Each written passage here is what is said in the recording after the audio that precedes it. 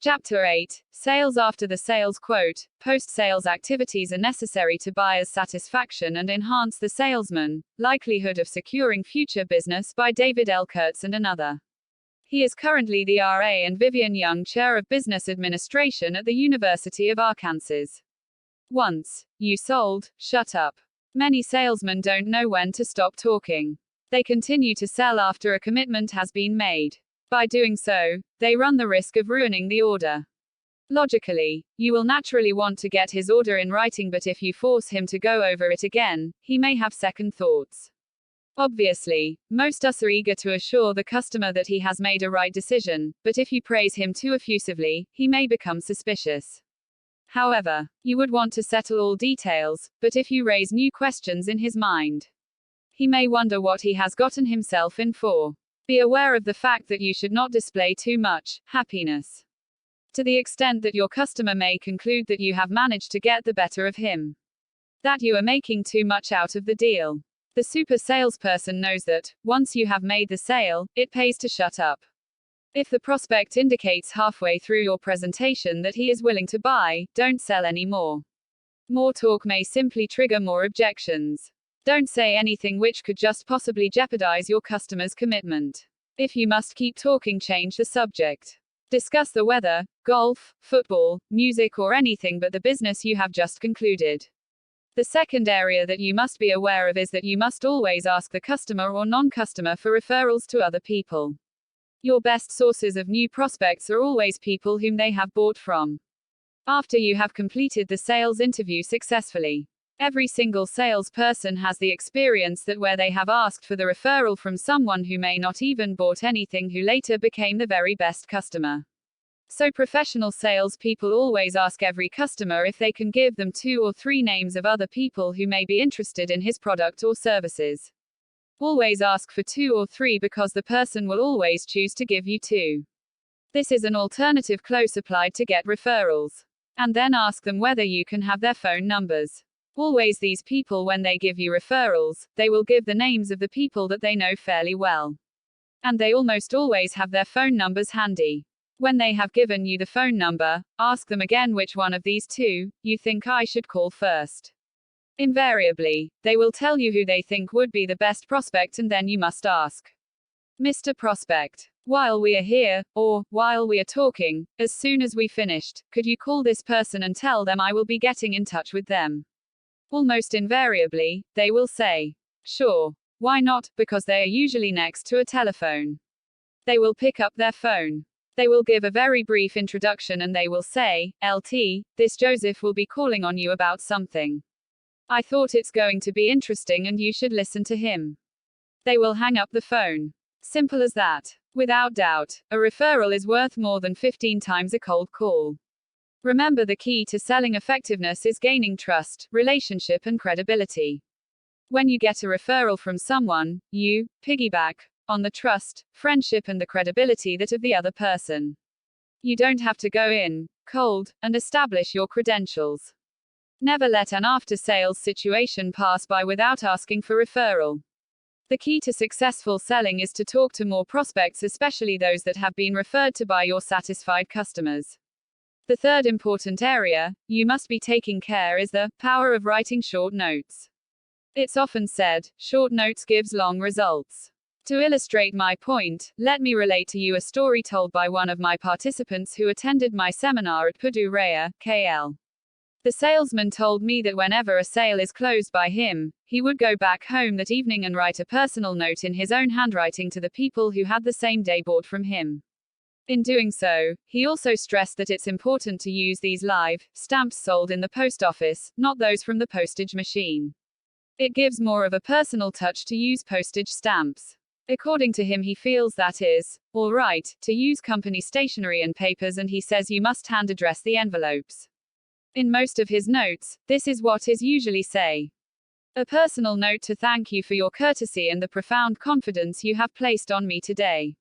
I enjoy very much visiting you and your family.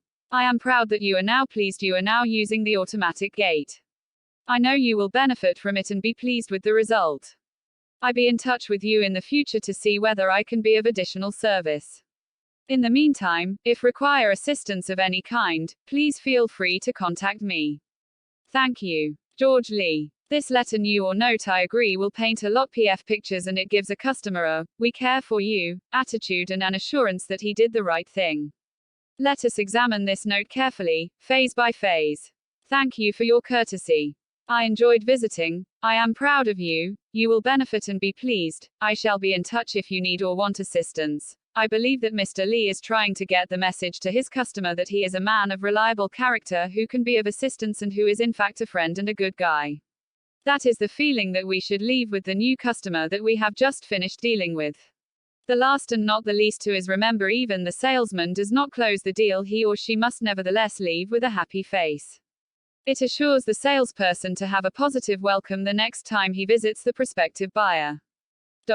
This chapter would not be completed if no advice is given to a salesperson who has been rejected by a prospect. The departure from the prospect when no sale is made can be disheartening. As always stressed in many of my workshops, these are the following things a professional salesman must think and do. Believe me, as a general rule, the attitude of a competent salesperson who has lost the sale should be no different from that of the successful person. I must admit, it is easier to preach than do, for it takes a good and well-adjusted salesperson to smile and act friendly after trying many times to make an unyielding person to see the salesperson point of view. It must be done. During the course of my workshop, one successful and dynamic salesperson related this incident to me. He told me quite frankly that after one unsuccessful call on a prospect, he called again a second time on the same prospect. The buyer admitted saying, "Do you know you are the first salesperson who ever went away without an order and who actually thanked me for the time I gave him." In fact, the buyer said that he already sold him these goods when you were here before. In my experience with hoteliers, there are times that months on end there would be no sales were forthcoming. This does happen even when I visited the many hotels in the city after several visits. It would be wise to adopt a positive attitude even when several visits have resulted in no sales. Therefore, in order to be any successful salesperson facing this situation, there are 3 attitudes a salesperson must avoid. He should avoid scorn, anger, and inferiority. A third-rate salesperson who has failed to sell a car may shun the prospect who had too little taste or the means to buy. The salesman may be angry and show it. Lastly, he may feel so defeated that he assumes an air of sorrow, which I believe is almost equally bad. It's hard to remain pleasant in face of a turndown, yet you must show a cheerful one, for right there a new sale may be started at the future date. When the turndown is received in the outer office, it is even harder to take without emotional pain, but this, too, must be overcome. It does not even pay to let the prospect's staff see that you have been humiliated in any way. Always keep a cheerful self-confidence with poise unshaken. A good final impression on the prospect's employee will be valuable at a later date.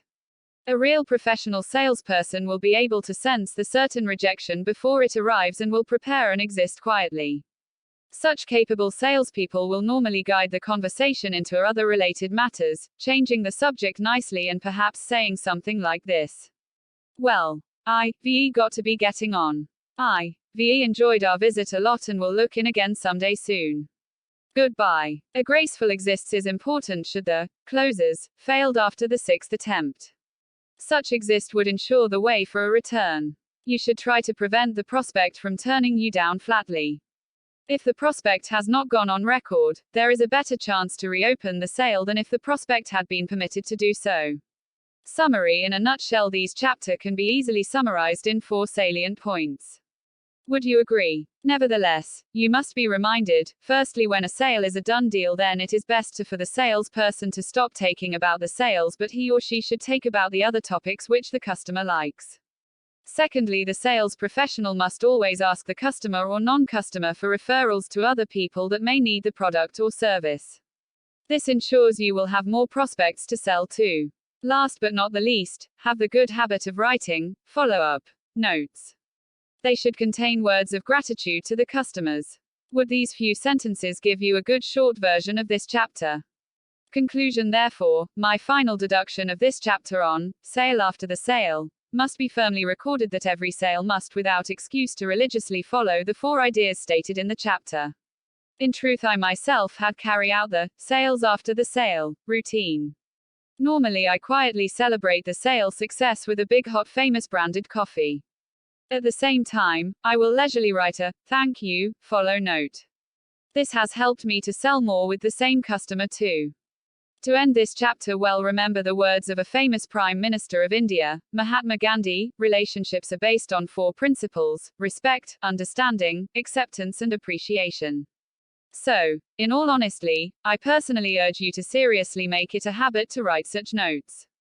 It really worked. Trust me. Goodbye. See you again in the next chapter. Shall we? Thanks. PS. To enhance your learning, please click this link. Web links. End of chapter 8.